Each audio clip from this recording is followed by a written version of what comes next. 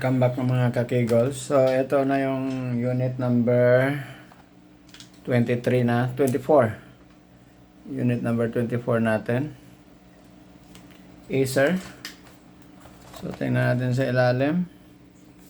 May battery pa siya, pero hindi sigurado kung gumagana pa ba yan. Then, buksan na lang natin dito sa ilalim. Oops, good. May RAM pa. That's good. Dalawa pa. DDR3 pa. Tsaka Kingston. Magandang brand yan. Ilang gig to?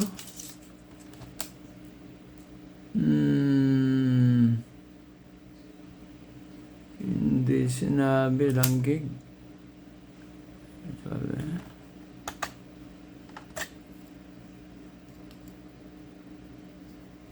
Ang gig ito.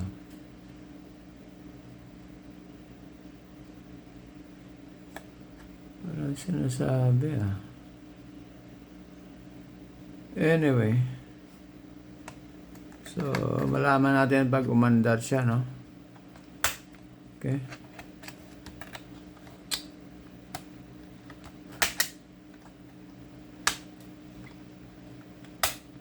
Okay. So, may Wi-Fi card pa siya, wireless card, wireless LAN, walang hard drive. So, tingnan natin kung aandar siya. Balik na natin para hindi matanggal to. Wala na ring bolt to, Okay.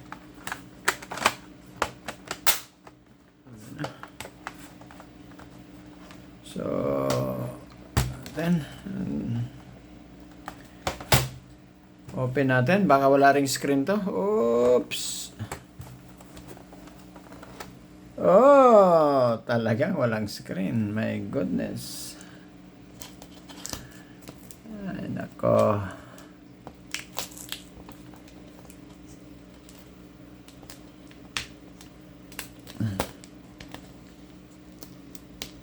Kit. Okay.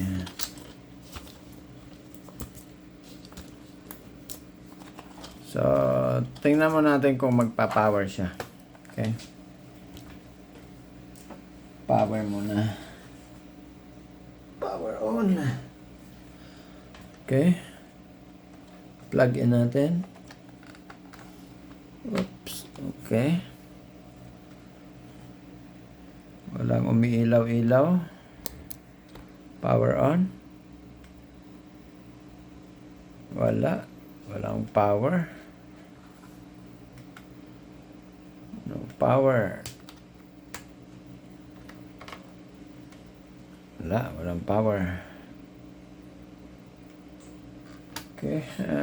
Check natin ulit. Palitan natin yung charger. Baka hindi lang nakaabot. Ito lang. Oh, yan. Tayo, nag-power. So, minsan yung ano lang, yung adapter natin dito, no? Hindi nakaabot doon sa contact, doon sa charging port. So, power natin kung magpa-power siya. Okay, nag-power. Yan. So, I think screen lang ang problema nito. Hanapan natin ang screen, guys. Okay. Hanapan natin ang screen. Ito, try natin. Ito yung mga sinasabi ko, no, na compatibility ng screen. Pareho yung lapad ng connector, compatible, pero itong screen, nasa left side yung connector niya. Whereas naman yung galing sa motherboard, nasa right side. So, anyway, testing lang naman muna, no? Okay? Kasi kung hatakin mo ito dito sa left side minsan, well, ito para makaabot naman siya, no? Hatakin mo dito sa left side. Pero ang plaster niya talaga, ang ano niya talaga is nasa right side. Ito naman nasa left side. Testing lang muna.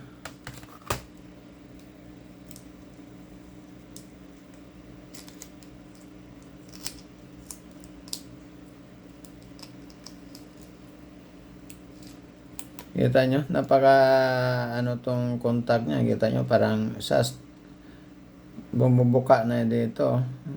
So, ingatan mo na lang to kasi napaka ano siya. Napaka liit. No?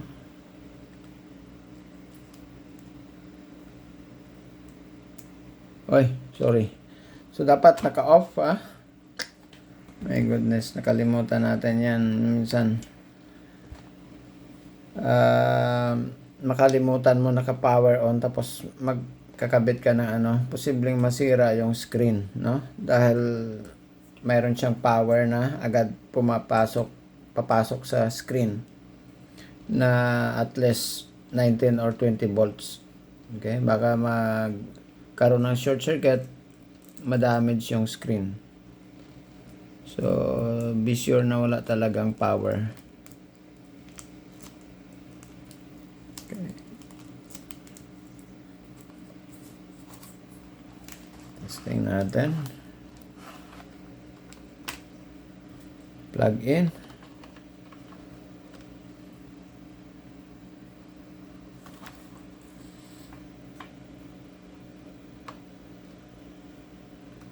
Power. Ba't hindi na nag-power?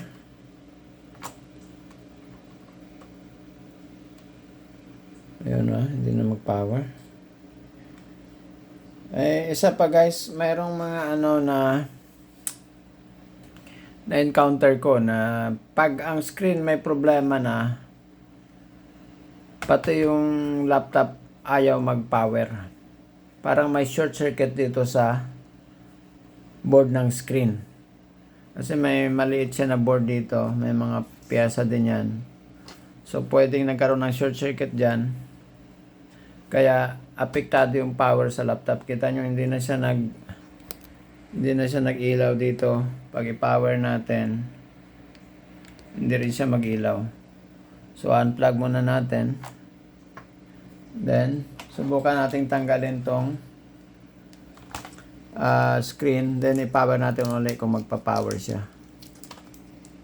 So pag nag-power siya, meaning may short itong screen. Okay. So tanggalin mo, tabi mo natin yan.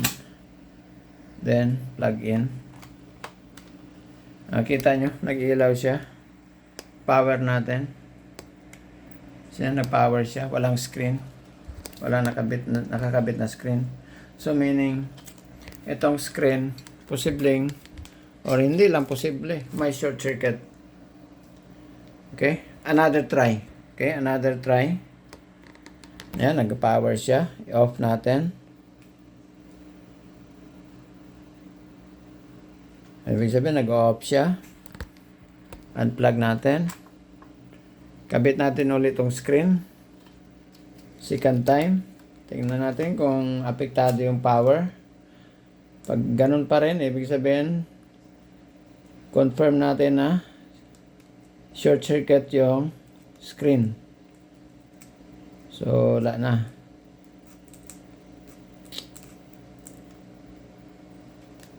Talagang bigyan nyo ng another chance, no, na ibalik uli yung parts. Baka nagkaroon lang ng maling connection, or hindi kaya nabigla lang.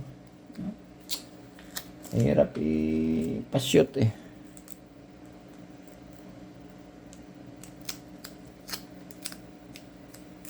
Diba?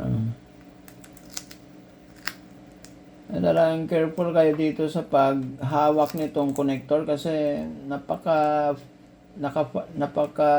fine, no?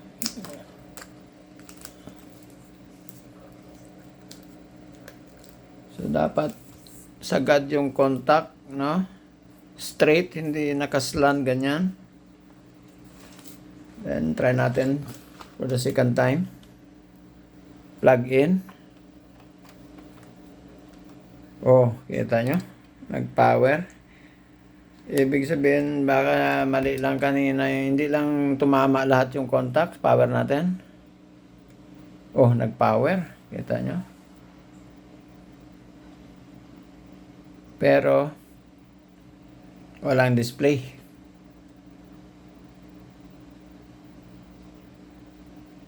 So ito, hindi pa natin, kasi itong screen ko, hindi ako sigurado kung okay pa ito kasi galing to sa ibang laptop. Now, ang gawin natin uli, hanap tayo ng another screen na compatible din. Subukan natin for the second time. Na ibang screen na naman. Pag ayaw talaga, then tingnan natin kung ano yung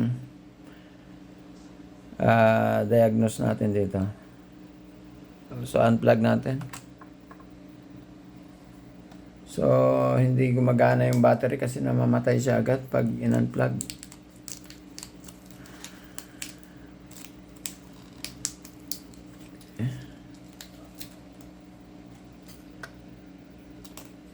Tayo ng ibang screen. Ito, na-try ko na ito before sa ibang laptop.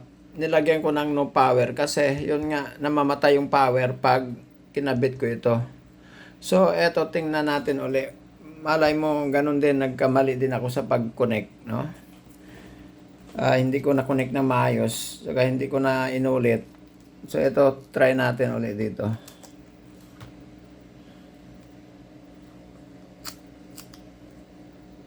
Ay, sira na tong contact niya, eh.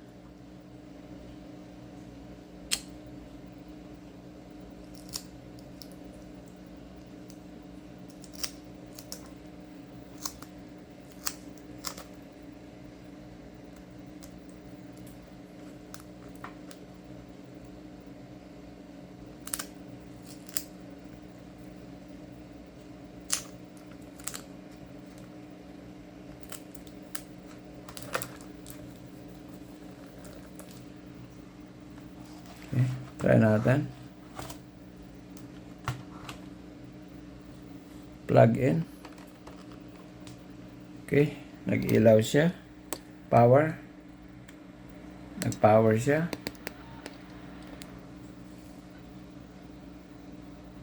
Oh! Kita nyo, may display. So yan, nagkamali ako pag diagnose nitong screen dati na hindi nag-power. So, nilagyan ko ng no power pero kita nyo, good siya dito. So, yun, no? Ganun talaga ang troubleshooting, guys. Walang perfect. Yung mga nagre-repair dyan na nagsasabi na parang hindi sila nagkakamali sa pag-diagnose nila. Well, sa kanila na yon, no? Pero ganun talaga ang troubleshooting. Kaya kailangan mong iulit muli na ibalik yung parts. Then, may mga ibang way na nakalimutan mo, whatsoever, no? So, minsan, pag iniisip-isip mo, may mali pala ako doon, may nakalimutan ako, no?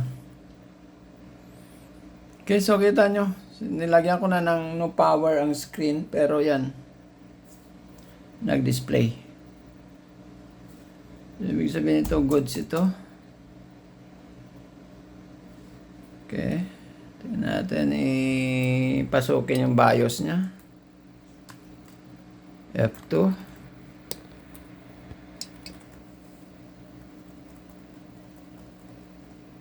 Yan.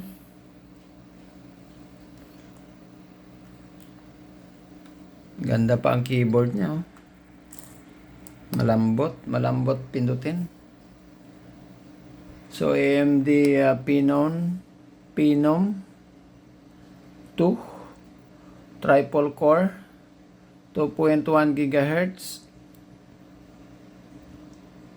Okay.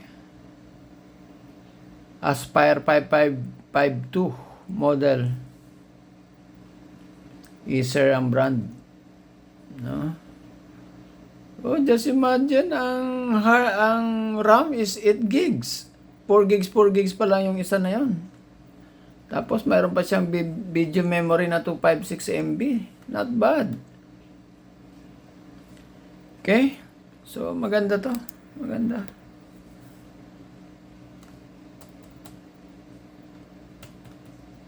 So, hard drive lang ang kulang nito tsaka screen, no? So, ito parang compatible yung screen dito. So, pwedeng dito na yan, no? Exit.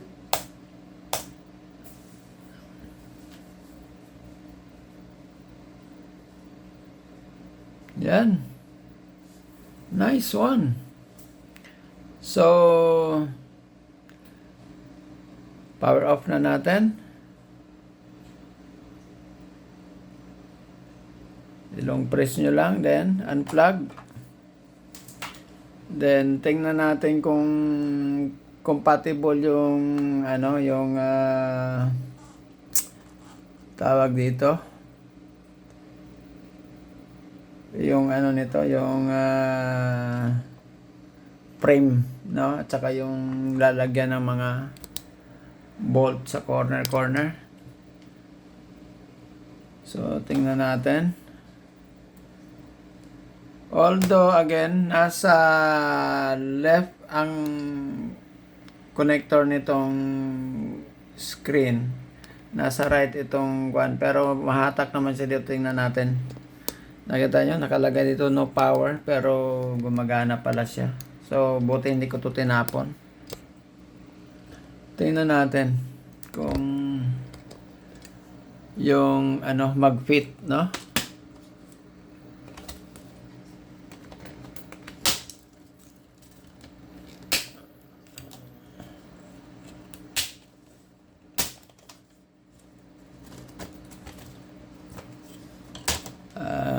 Hindi kasi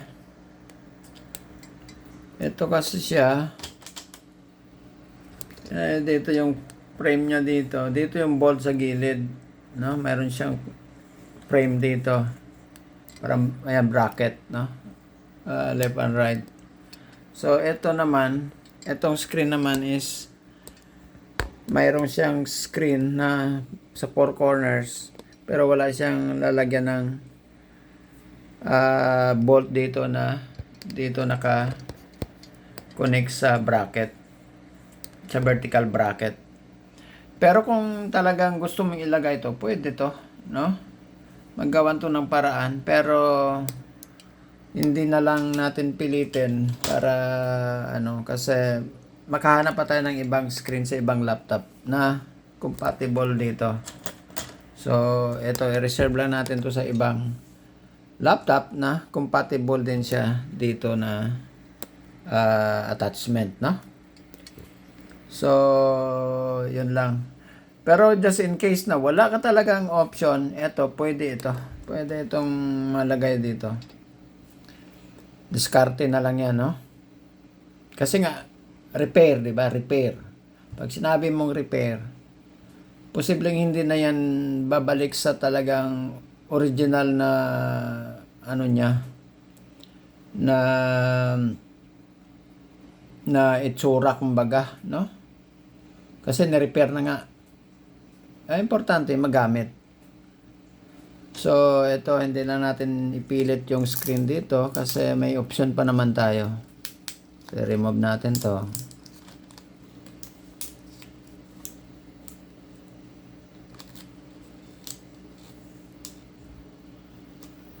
Okay. With tender love and care talaga yung paghawak nito. Pag remove, pag connect, with extra care talaga. Kasi very, very tender itong mga connections dito. So, dyan lang muna yan. Remove natin itong screen. So, ibig sabihin ito, hindi ito. Ibahin natin yung ano natin dito, yung marka natin dito. Ibig sabihin ito good. Okay? So, end na ng video natin para dito. So, this is number 24 laptop. Okay to, good to. May RAM. Walang hard drive, walang screen. Yun lang. Problema niya. Stop na natin yung video natin.